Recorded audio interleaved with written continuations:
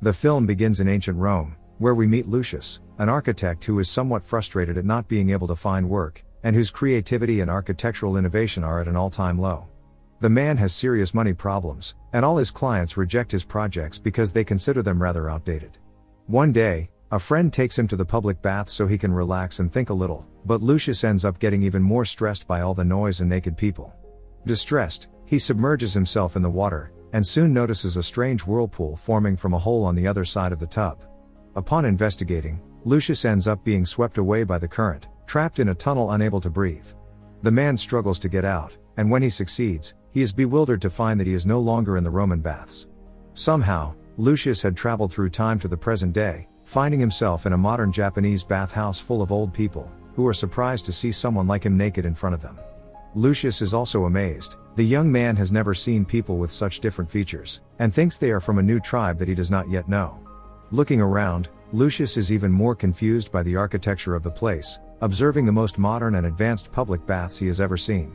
There are lights, fans, faucets, and even massage machines, leaving him speechless, but also somewhat disappointed that he hadn't thought of these innovations before. While exploring, Lucius accidentally enters the women's changing room and is quickly knocked out by an angry Japanese woman. Shortly after, we meet a manga artist named Mami, who is surprised to see Lucius' features on the floor and begins to draw him, thinking about her next character. Upon waking up, Lucius is tended to by the Japanese people from before, who bring him a bottle of flavored milk, causing him to experience an incredible mix of flavors but also giving him a sugar rush that makes him pass out. When he regains consciousness, Lucius finds himself back in ancient Rome. His companions tell him that he drowned in the bathtub and was knocked unconscious, so Lucius thinks that everything he saw was a dream, but he soon finds the empty bottle of milk next to him, realizing that somehow what he experienced was real. The scene moves forward 2 months, where Lucius, with all the inspiration and references he gained from Japanese baths, proposes his renovation ideas to the owner of the place. People praise him for his creativity and the revolution he caused in public bathroom architecture, inventing sinks with mirrors, baskets for carrying clothes, and even sugary milk drinks to improve bathroom service. While enjoying the new bathrooms, Lucius finds a piece of metal underwater, and as he investigates it, he is swept away again by a current that takes him to the present day. The man finds himself in the bathroom of a house and is amazed by the hot water in the bathtub. Lucius is fascinated by all the new features, such as the soap dispenser and the shower faucet, which give him lots of new ideas. Coincidentally, the house he appeared in belongs to the artist Mami, who, upon seeing Lucius, runs to get her sketchbook, but when she returns, the man has already disappeared.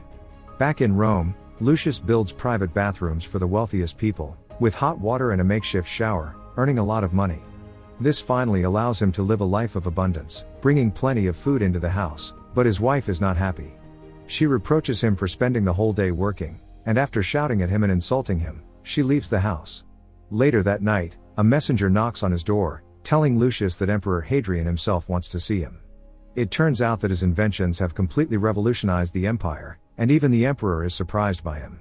Excited, Lucius goes to meet him, and when Emperor Hadrian sees him, he flatters him, saying that what he did with the public baths is art. After chatting for a while, Hadrianus says he has an important commission for him, asking him to design a personal bath for him. The instructions are simple, but very difficult to carry out. Hadrianus wants the best bath in all of Rome, with new inventions and the best tools, something never seen before. Lucius feels somewhat intimidated by the proposal, but he accepts with great honor and immediately begins to think. During the night, Lucius wanders around the city and its surroundings looking for inspiration and new ideas for the emperor's bathroom, but nothing comes to mind. All his ideas had been copied from other modern inventions he had seen, and he truly feels like a fraud who does not deserve the recognition he has been given.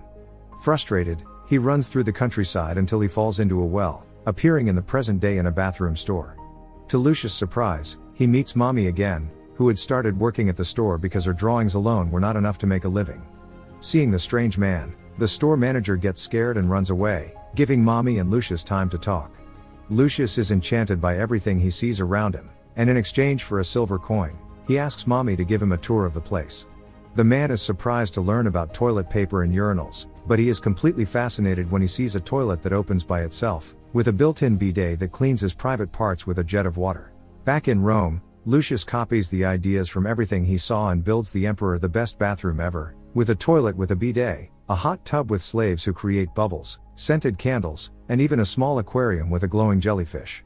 Lucius exceeds all of Emperor Hadrian's expectations, and he happily returns home to tell his wife about it, but finds her in bed with his best friend.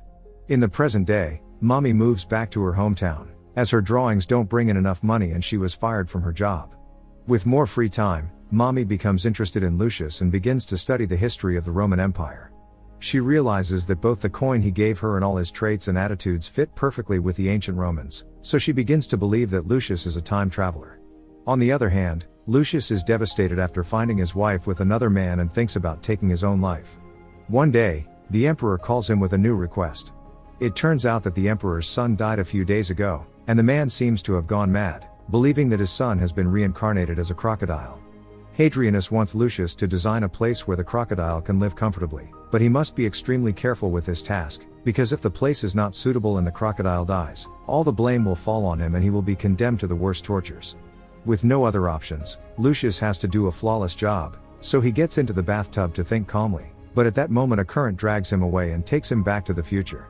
When he surfaces, the man finds himself in a cage, locked up with a crocodile in a zoo. Frightened, Lucius bangs on the glass to get out, and catches the attention of Mommy, who was there on a date with a man. The woman rushes to rescue him, quickly forgetting about the other man and staying with Lucius, making him her new date. There, the girl teaches him everything about crocodiles and how to care for them. In addition, the man demonstrates his archery skills, convincing Mommy that he is an ancient Roman, and also tries modern bananas, which amaze him. When a monkey steals his food, Lucius follows it until he finds some hot springs in the middle of the park, and when he dives in, he suddenly returns to Rome. Some time later, the emperor has the park in perfect condition for his crocodile to live in, and he is extremely grateful to Lucius, whom he begins to treat as family. Everything seemed to be going well in ancient Rome, until one day, an enemy army began an invasion of the empire. The confrontation seems endless, lasting several years, and both the time and stress of battle begin to weigh on the emperor, who is determined to retire and thinks about leaving the throne to his nephew Caeonius. The first project Caeonius is to undertake when he becomes emperor is to build the best public baths in all of Rome, hoping to win the support of the people, so he sends a letter to Lucius requesting his services. However, upon reading the letter, Lucius disagrees. His principles are not the same as those of the heir to the throne, and Lucius knows that if Caeonius becomes the new emperor of Rome, the entire empire will be doomed to fall. After thinking about it all night, Lucius goes to see Caeonius and firmly refuses to work for him. Caeonius reminds him that going against the emperor's orders is punishable by law and could cost him his life, but Lucius stands firm in his decision. After this, Lucius goes to another architect to suggest that he take on the project, but the man is furious with Lucius for having taken all his work away from him over the years, and the two begin to fight. Lucius falls into a water well during the fight, waking up from his unconsciousness with several Japanese men at his side. They take care of the boy and take him to a hot spring, where they assure him that he will recover more quickly, and give him pure alcohol to drink. Shortly after, Lucius meets Mommy, who had learned the basics of Latin, and she quickly asks Lucius his name. However, the boy was so drunk that he couldn't even stand up, and he falls into the water, dragging Mommy with him. The two are knocked unconscious, and when they wake up, Mommy and Lucius find themselves in Rome. Mommy is astonished, but soon learns that the young man will be publicly executed for refusing to comply with the emperor's demands. The woman tries to convince him to take on the project, but Lucius has principles and refuses, leaving his home to avoid being captured. In the present day, the Japanese search for Mommy throughout the village, and when they explore the lake, they are swept away by a current, also teleporting them to the past. Lucius walks towards another city, when he soon finds a waterfall of hot springs, which remind him of the last time he was in Japan. The elders use the hot springs to heal their wounds quickly, and he soon realizes that they could use this same method to treat the wounds of Roman soldiers returning from battle. The man immediately returns home and tells Mommy about this, then heads to the emperor's palace, where he tells him about this new discovery. The emperor is interested, and Lucius tells him that this was all the idea of Antoninus, another possible heir to the throne, who in Lucius's eyes is a much more suitable person to be emperor. Lucius had lied so that the emperor would see Antoninus as a better candidate, and Hadrianus accepts the idea of the hot springs, so Lucius, along with Mommy and the other Japanese in the village, begin to build them. They set up an outpost next to the healing hot springs and build several huts to shelter the wounded soldiers. In addition, they use modern medical knowledge and advanced techniques to treat the wounded, helping them recover in record time. Several months later, the Roman soldiers win the battle against the invading army and celebrate euphorically, dancing and immersing themselves in the hot springs. That night, Lucius and Mommy sit in the moonlight in front of a campfire and talk about everything that has happened. The two had begun to love each other and had strong feelings for one another. It seemed that Lucius had found love after his tragic separation and was at the happiest moment of his life, but suddenly the Japanese elders and Mommy begin to disappear. The young man is worried, but before disappearing, Mommy tells him that they will see each other again, reminding him that all roads lead to Rome. Some time later, the emperor names Antoninus as the heir to the throne and rewards Lucius in front of the entire population for his dedication and bravery, as he was the key to victory in the battle.